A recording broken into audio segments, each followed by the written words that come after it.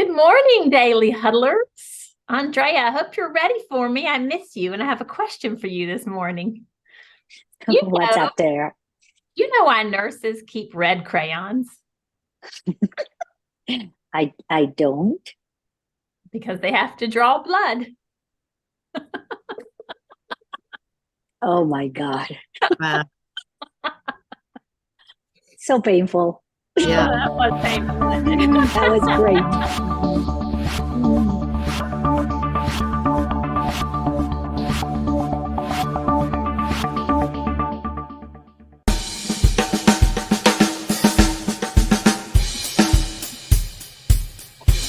Like a SMH, I bet.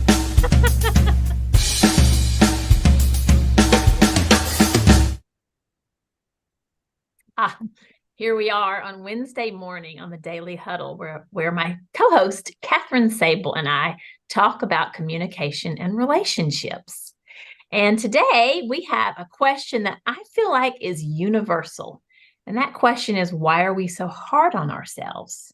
So I've done some research and Kathryn has some things to share. But before we shine a light on that, I have some questions. And I think I would like to start with Obet this morning. She showed up early and she's bright. And I want to ask you, Obet, how are you and where are you?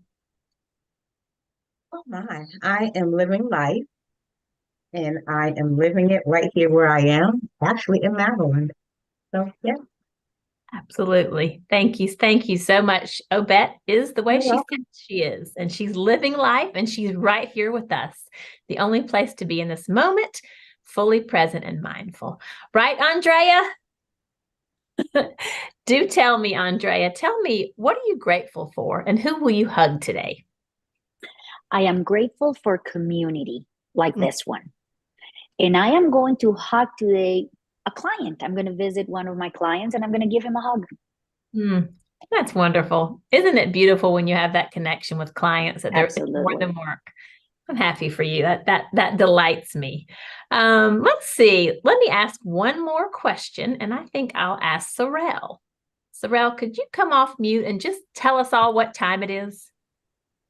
It is right now the only time that it ever is. And I want to let you know what I'm grateful for, though. All right, do it. I'm grateful for nurses. I hear they're great artists. Oh, I'm grateful for nurses too. That is Mm, one of many jobs I could never have. mm. So, anyway, with that, let's think a little bit about ourselves and why we have this negative self-talk that can tend to follow us around. So, Kathryn, this question really came from you. So, tell us what you were thinking and what you'd like to share to kick us off this morning. Yeah, thanks, Tara. Well, I was getting my kids ready for school one morning, and it was a little cold outside. And so I turned to one of my sons and I said, "Do you want to grab a jacket?" And he said, "No, I'm not going to take a jacket today." I said, "Well, it's really cold. Are you sure?" He said, "Yes, it's my punishment to myself for losing my other one." And I thought, oh my goodness, where did he learn that? And that got me thinking, like, why are we so hard on ourselves? Of course, I had a conversation with him about we don't need to do that. And obviously, we don't have to punish ourselves for things, but it is a really interesting thing. I started doing a little self reflection and wondering, like, where am I hard on myself? Presumably, he learned a bit of this from me, if I'm taking full responsibility. And, I don't have the answer, Tara. I think this is going to be much more of a conversation or an exploration because I don't have a good reason for why we're so hard on ourselves. I can't think of one. It doesn't help other than where it was born from. This sort of criticism of ourselves, I think, probably came from that innate um, sort of fight or flight that we have in us, and to Yes. consistently look and make sure that we are in the best place possible for survival. But of course, it's gone above and beyond that now, so that we beat ourselves up for, like, for me, constantly judging about parenting. Am I doing that right? Did I say the right thing? Anything. I mean, it just is sort of a constant negative chatter. So I want to talk more about the brain side of it because you know a lot about that. And then also just the human side of it. Like, why are we so hard on ourselves? And what can we do about it? Because it doesn't feel good. I know that when I'm critical of myself, it doesn't feel good. And whatever my son was trying to accomplish by doing that, by not taking the jacket that day, I don't think it accomplishes that, you know? And so, so talk to us a little bit about what the brain does and why it is, did it really stem from this fight or flight and that, that type of thing? Well, I have done my research on this for sure. And there is a lot of evidence and research that shows that we have something called a negativity bias that many, many, many moons ago, it starts with that fight or flight space. But the way that we protected ourselves many years ago was to expect the worst.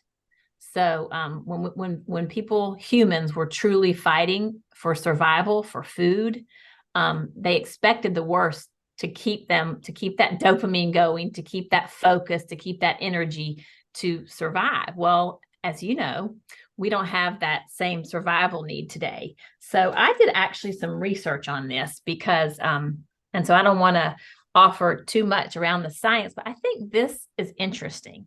And there's a woman by the name of Dr. Kristin Neff, and she wrote a book called Self-Compassion.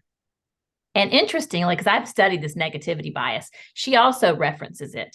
And she, unlike what I typically will share about negativity bias, she focuses on 3 things that keep us from being compassionate towards ourselves. And she says that what we are after is love, acceptance, and making sure we can provide for ourselves. So safety. Mm-hmm. So today, that's where we're going.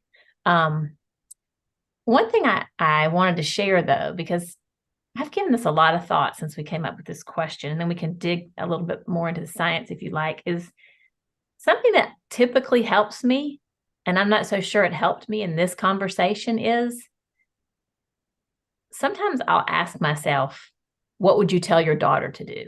Mm-hmm. And then the answer becomes clear. Like, how would you help your daughter in this place? Mm-hmm. And that opened up some not so pretty moments in my life. Mm-hmm. And here's where I imagine maybe partly this is learned, is years ago, and I'm thinking a little bit more about my youngest daughter, Holly. I think I potentially instilled being hard on herself in her. It's not just biology. And what I mean by that is when she would come to me needing a soft shoulder, not needing a tear, needing someone to understand what she was facing, I oftentimes was that suck it up buttercup kind of mom. Mm-hmm. We'll have it worse. You're tough. You can do it. So what do you think? I mean, I wonder if that's part of it. I've learned that is not the best route today, but there were a lot of years where that's the best I had to give was, put your big girl panties on. Yeah. I'm wondering if you think there's a connection. Well, we've talked a lot about that. And I do think there isn't one answer to that scenario. When somebody is in a place, I think it's a range and we've got to assess the situation. For instance, if somebody's having a rough time, like your daughter, she might need you to say, hey, I really hear you, because we do need empathy. We need that compassion and empathy. But if that stays, sometimes people do need to be nudged along, like with what you're saying, like, okay, I understand. We've spent a lot of time here. I'll never forget when I was in 8th grade, I had this purse that I loved it. And I left it in the lunchroom or something and it was gone, just gone. Checked the lost and found over and over and over. And my mom was like, honey, it's gone. And it was just one of those things I was super attached to. No idea why. It just had that perfect look and feel. And I remember distinctly coming home and bawling my eyes out, like hysterically crying. And my mom let me stay in there for a while and she consoled me a little bit. And finally, a few minutes later, she comes in and she sat down on the bed and she said, honey, I have no idea what's going on around this purse, but you have got to get over it. Right. Yeah. And I didn't love hearing that in the moment, but I think what she was pointing to is that the reaction outsized the event. You know what I mean? Like, you lost a purse. I understand it hurts, but let's move on. So I think there's a lot of that, but I wonder though about the self-critical talk, and why that, and I think you're right. I think it is a negativity bias. And that if we go unchecked, we let our minds run wild and they just go as they are naturally meant to be. That's where they'll go. Mm-hmm. But then it starts to turn to, how do I turn back, get really present, acknowledge this loop that's running in my mind, and right the ship, if you will, and turn it back to self-love and self-compassion. That is a practice and an art that I think can be really difficult for a lot of people.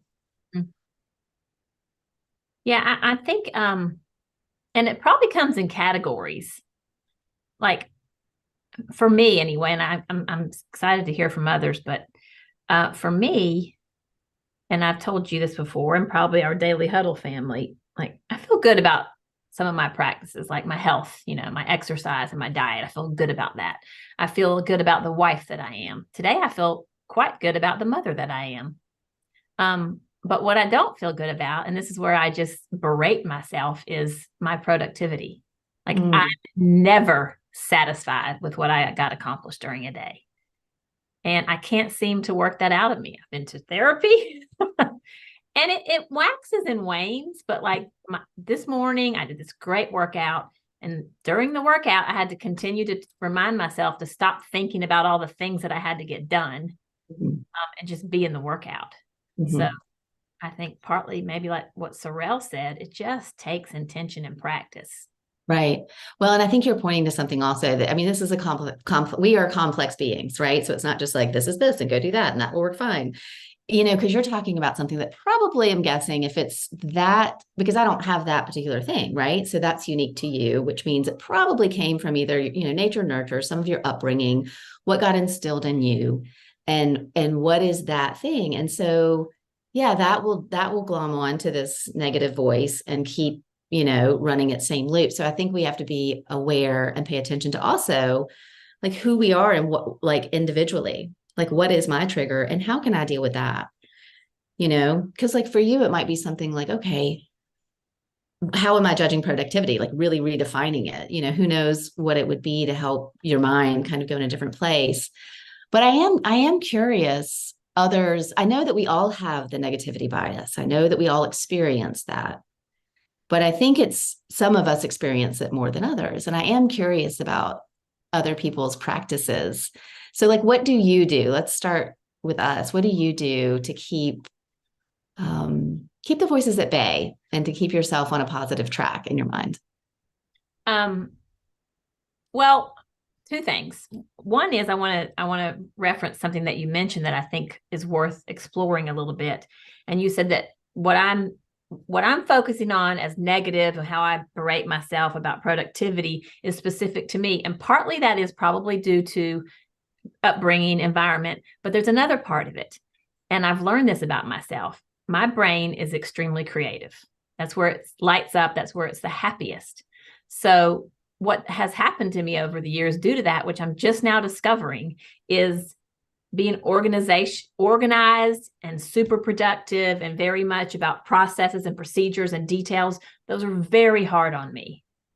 But what I see is because that's a weakness of mine, I waste time, which drives me mad. I can't stand to waste time.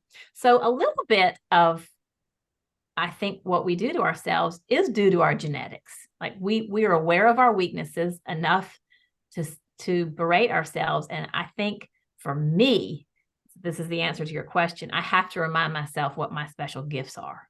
I'm going to be as organized as I can and as productive as I can, but I have to remind myself that I have other things that I do well that not everybody can do well. And that certainly helps me. And the other is to remind myself that I'm not alone. There's common humanity and we all have these suffering moments. And when I realize that I just need to accept that things are not always going to be perfect. I mean, what is it? 19 years I've been on this train of fighting to get Caroline's seizures under control. I still haven't won that battle. I mean, that could talk about, being hard on myself. But I also know I've done everything humanly possible and I'm still not giving up. And so that helps to remind myself I'm not alone. Yeah. And one more question about that. What do you think would be how would you define a really good relationship with oneself and their mind and this, as it relates to the negativity bias and how hard we are on ourselves? Like what would be, because it's not never being negative, never having hard thoughts about thinking of ourselves in that way. We're human. So how would you define like, wow, I'm really winning at this, game of life with my mind and loving myself and really like, what does that look like for you? What does success look like? What a great question. And I believe the answer is being self-aware, awareness. Like we have a tendency to fight things off that don't feel good, not face them. And that's a practice that I have really, really been intentional about, is to face what doesn't feel right, what doesn't feel healthy. We can't always be confident and positive. It would be what I call toxic positivity. It would be ridiculous to think that we can always be positive and happy and, oh, things will work out. But to be aware when we're in that negative space and to bring some type of good energy or action to it. And Kathryn, quite honestly, that's helped me to survive. Like all the years of, I can't have hope unless I'm doing something about it. I can't hope that just, God will figure this out whenever he has his master plan. No, I think I'm the boots on the ground for the universe or source or God or whatever we may believe. I think I'm the boots on the ground. I love that. I love thinking about that you're right. And, not to take it too much to a religion, but, it's God helps those who help themselves. And so it is, it's not just to sit back and wait and hope everything works out. It is like, what do we do, action wise to make it happen? And I love what you're saying about being self-aware. And I've said this before, but my mom says, awareness is half the battle, which I fought for a long time. And then I'm like, gosh, it really is. Like, if you don't have awareness, you've got nothing, And so to be aware and watch those thoughts, right? Isn't that what we do in meditation, is we watch those thoughts? And I think when I'm not self-aware, I jump onto those thoughts. They become reality. I am bad. I didn't do that right. And I, whatever that is, versus like, oh, wow, there's that thought. That was pretty negative about myself. How do I want to be with that right now? So I think that's a great way to think of it, is being a little bit removed from it and, but yet present to it, not ignoring it, not saying, it's not there, it'll go away. So is that how you would answer the question that you asked me? Like, how do you manage when you're being hard on yourself? Is that how you do it? Oh, I think partly, yeah. And shifting, like, oh, wow, I don't feel good. What's going on? Oh, there's that thought. I'm really thinking negatively about myself about that, or judging myself about that. And so then shifting it, similar to what you said, is saying, okay, whatever it is in the moment, it's like, well, I'm not a bad mom. That's a ridiculous thought. Come on, look at all the things that I do, or, yeah, I made a mistake. Guess what? I'm human. That's fine. So I think it's shifting that narrative, because I think when I get into trouble is when, like I said, that ticker tape is rolling and it's in the background and I'm not really aware that it's running the show. And then I'm going to make decisions and things based on that versus being aware of it. I think that's extremely helpful to me. We had a hand up and then it went away. I don't know if it was CC or not.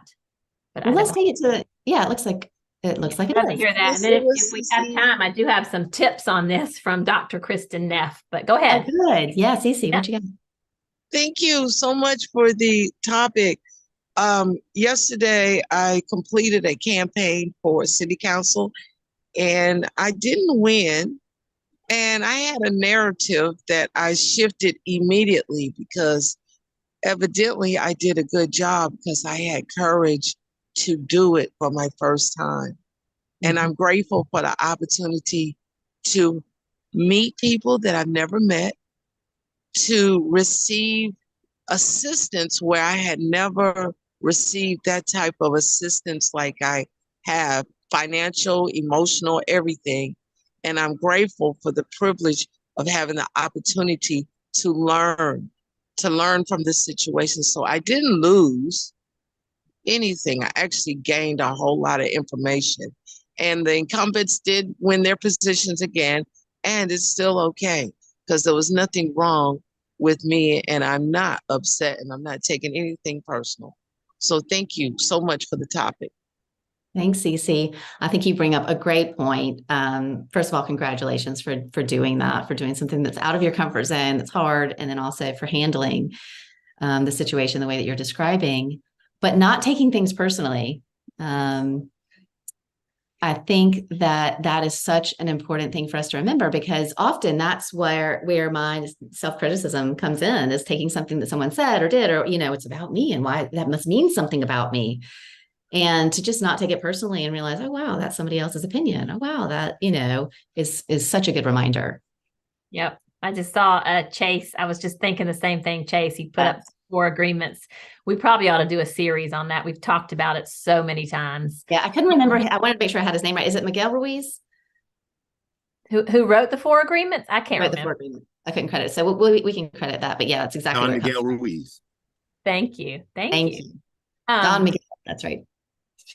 I want to also reference what Cece shared before we move on to Florence, just real quickly, because your response to not achieving what you wanted is something that has power, that according to my research and reading, powered Nelson Mandela through his life. And one of my favorite quotes of all time is, "I never lose. I win or I learn." And that is exactly what you modeled. So again, I'm with Kathryn. Congratulations, and especially on the spirit with which you have faced that experience. So super cool. Florence, good morning. Good morning. Morning all, and thanks for this conversation. I have recently, as we began, having compassion, and when you mentioned about suck it up and all of that, I have I have recently discovered that there's these 2 things. Like, I think about, one, give myself grace or give others grace, and then the other one, I say, well, I've come to realize that it's not sitting as well with me, because I give myself grace, but I feel grace, and the difference between grace and compassion is like when the daughter comes with the problem, you acknowledge the pain or the whatever that person is going through, and that is compassion. Putting yourself in the place of the daughter at that moment and making the daughter feel like they heard, that they're hurting, but there is another side, and the other side is where growth is going to take place, like the grace. Now you're giving the person that grace. So I am beginning to do that with myself. Compassion is giving the hug, is giving the empathy, is understanding. But the grace for me is letting that person know you're a human. We're not alone. Everybody is, many people are going through the same thing, and let's see what we can do to learn from this. Mm-hmm. And so making that distinction with myself, I'm softer on myself, like, in the way of compassion. And it's actually helping me even at this time, because I am going through one of those, moments of needing the compassion. So I'm giving it to myself. I'm done. Love that. Thank you, Florence. It's just such a good reminder about being softer with ourselves. I think that's what it really comes down to. And for me, I mean, the bottom line, I guess what we're talking about too, is it's so much easier to do it for other people than it is for ourselves. Yeah. Yes. I have work to do. Thank you. Yeah. I bet.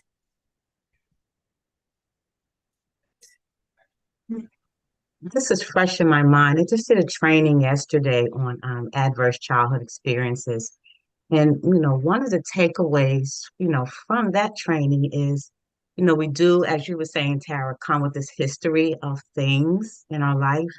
And then how they show up later as adults is the thing that is to manage. And your thought on being self-aware, I think, is pivotal in that. But also in that training, not only to be self-aware, but really how do we practice self-regulation? How do we be aware of all those emotions and things that are happening and manage the emotions at the same time? And for me, I think somewhat like what you were saying, for me, it could be prayer. It could be those breathing exercises in a moment to allow me to refocus on, okay, man, why did I do that? And my great takeaway is the perspective from adverse childhood experiences. It's not what's wrong, it's about what happened. And if we look back like, okay, what happened? Then not only for empathy for ourselves, but empathy for others as well. Just understanding what happened in terms of, who we are and what life has brought to us. So thanks for the conversation. Yeah, I think that's such a good reminder, the self-regulation piece. Like, what do we do with it in the moment? Do we breathe? I think the other thing is to feel the emotions. That's something we often don't talk about. It's, but to allow those to roll through us instead of letting them get stuck. It's like, that's something that I practice too. To your question, Tara, is like, can I just let this run through me? It feels awful, but if I'm present with it, that's faster. It's going to process, metabolize, and work its way through the system. Yeah. 100%. Yeah. And that takes practice. So looks like Rashida has her hand up. Good morning, everyone. Great rising, great rising. This is Rashida. And thank you so much, Sarah and Kathryn, for the topic. And it's so ironic because today in the mastermind, we just finished reading the 4 agreements from Don. I got 4 agreements. Really bad connection. Oh, bummer. We came on the daily huddle and it started to really like, oh, you did. And, oh, I am so sorry. So thank you. If you put some of that in the chat, that'd be awesome, Rashida. We didn't really get very much of it. You have a bad connection. So let's go to Chase and then we can come back and maybe see what you had to share. Grand day, everyone. Yeah, this is a serious topic, like mega serious for me. I was listening to Matthew Perry, who passed away recently from Friends, and I saw him in this interview with this guy, and the guy was saying that it was his choice to be an alcoholic. And Matthew Perry got angry with him and he said, "You don't understand. I try so hard not to take that first drink. But once I take that first drink, I can't control what happens after that." And I made a parallel to a great friend that I've separated from in the last month, who I would always give him compassion, but I always wanted him to be like, okay, let's go. Let's move forward. We got this. I got you. Let's do it. And he would always stay right there. He would always stay right there. And over time, that's one of the things I have a hard time with. But then I think about it and I think those who have been rooted in negativity and loss and regret and doubting themselves, that's where they live. Like, that's their home more so than the other side. So even when you're a compassionate person and you want to give them space, somehow they pull back again and you have to try to work to push them into it. And I think we all want our people to be in a better space. We want them to breathe. We want them to live and be open and, do the best things. But it's so hard to have extended compassion when you feel like the person is not, like they're not moving. They're just in the mud. And you're like, what do you do? Do I let you go? Or do I say, all right, yeah, just call me whenever. I'm here. I got you, whatever. And then they don't call. So you just kind of feel like you're in this space. And yes, of course, a lot of it is rooted in judgment. Then I start judging myself. Am I being a good friend? I'm not being a good friend. Am I pushing them too hard? All right, I'm just going to chill. I'm going to be right here. It's hard. It's really, really hard. Yeah, I think we've all had people that we've watched suffer, and it is unbelievably frustrating. And I always have this kind of little mantra: just don't do nothing. Just try anything to take that step forward. So thank you. Yeah. Tom has something to share too. Oh, thank you. Good morning, everybody. Can you hear me okay? Yep. Yeah. As you're talking about this topic, makes me think of the times that I've gotten off of that, being too hard on myself. And I was already thinking about the 4 agreements, which I'm not sure what Rashida was going to say. But in the 4 agreements, they do your best. And once I can shift myself and go, you know what, if I can just do my best, that's what I can control. And I feel so much lighter. And then the negativity just flows out of me. Mm-hmm. So yeah, thank you. That's great, Tom. Thank you so much. That reminds me of something, Tara, that you said to me that I've shared on here before, that you said early in our relationship, you said, you can't offend me. Please be honest with me, be direct. You can't offend me because I know my intentions. And I think that goes along with what Tom is saying, is do your best, and then you can relax. We don't have to take everything else that's coming in about whatever it is we are doing. And I can't say that I live that fully, that I embrace it yet, but I'm learning, I'm practicing saying, you know what, I know my intention here. It was good, so I think it's great. And yeah, all really good reminders. We often say that we do these topics because we need them more than we have things to share about them. And I think that's one for me today. I've learned a lot, and I'm going to take it with me. And I'm going to go ahead and close us out with our 7 tenets. And I would like us, if you will, take a moment to think about these tenets as they relate to you. Often we think about giving, for instance, to other people, but think about all of these in terms of you. So I'm going to say them, knowing that they will emanate out from you as you give them to yourself. So love yourself, give yourself love, hugs, and compassion that those who you love and care about are worthy of, as are you. And give to yourself. Give yourself time and space and compassion and love. Give. And rest yourself. Rest yourself. Eat those plants so that the world will thank you and your body will thank you. And laugh out loud at yourself, with yourself. Get those endorphins flowing. Just laugh at the world. Laugh at this funny thing that is called life and that is going on in our brains as we talk about. And relax yourself. See if you can stress a little less. Relax yourself into all of these things. And last but not least, move yourself, move your body. Use it or lose it, as they say. Thank you, everybody, for a wonderful conversation. And we will see you right here tomorrow, Thursday, on the Daily Huddle. Awesome. Thank you all for this great conversation. It was Thank you, ladies. Thank you so much. Thank you. One love, guys. One love.